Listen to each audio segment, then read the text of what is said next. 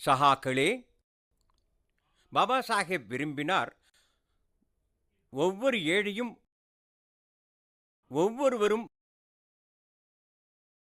வறுமையிலிருந்து மீள முடியும், தலை நிமிர்ந்து வாழலாம்.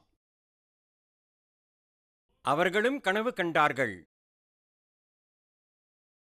தங்களது எல்லா கனவுகளும் பூர்த்தியாக வேண்டும் என்று. ஆனால் காங்கிரஸ் எஸ்சி, எஸ்டி, ஓபிசியை இரண்டாம் தர குடிமக்களாக ஆக்கிவிட்டது. காங்கிரசின் நீண்ட ஆட்சியில் காங்கிரஸ் தலைவர்கள் வீட்டில் நீச்சல் குளம் வரை தண்ணீர் சென்று சேர்ந்தது. ஆனால் கிராமங்களில் குழாய்களுக்கு தண்ணீர் சேரவில்லை. சுதந்திரம் அடைந்து 70 வருடங்களுக்கு பிறகும் கிராமங்களில் வெறும் 16% வீடுகளில் கிராமங்களில் குழாயில் நீர் வருகிறது. யோசியுங்கள், 100 வீட்டில் வெறும் 16 வீடுகளுக்கு மட்டும். இதனால் அதிக பலன் அடைந்தவர்கள் யார்? இதில் எல்லாவற்றையும் விட எஸ்சி, எஸ்டி, ஓபிசி அவர்களே பலனடைந்தார்கள். காங்கிரசுக்கு இத்தனையும் கவலை இல்லை. அவர்கள் வீதி வீதியாக சென்று பேசுகிறார்கள். கொஞ்சமாவது எனது எஸ்சி, எஸ்டி, ஓபிசி சகோதரர்கள் வீட்டிற்கு தண்ணீர் விட்டிருக்கலாம். நமது அரசாங்கம் 6-7 வருடங்களில் 12 கோடிக்கும் அதிகமான கிராம வீடுகளில் குழாய் இணைப்பு தந்தோம். இன்று கிராமப்புறங்களில்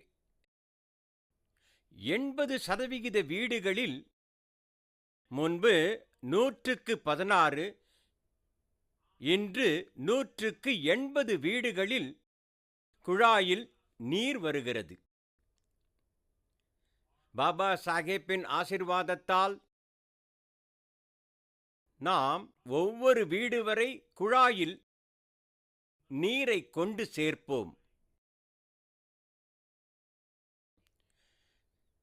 கழிப்பறைகளிலும் மிக மோசமான நிலை. அதே நிலை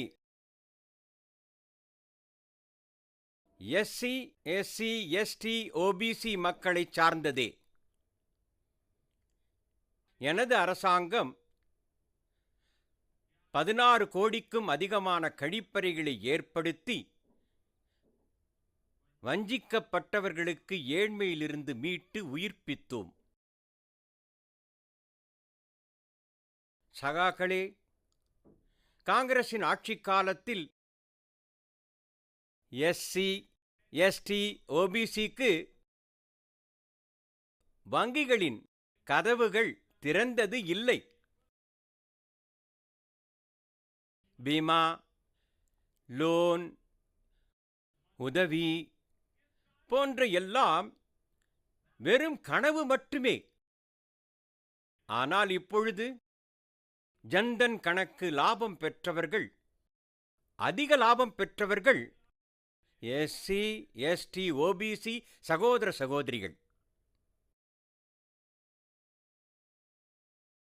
நமது எஸ்சி, எஸ்டி, ஓபிசி சகோதர சகோதரிகள் கர்வத்துடன் தங்கள் பையில் இருந்து ரூபே கார்டு காண்பிக்கிறார்கள்.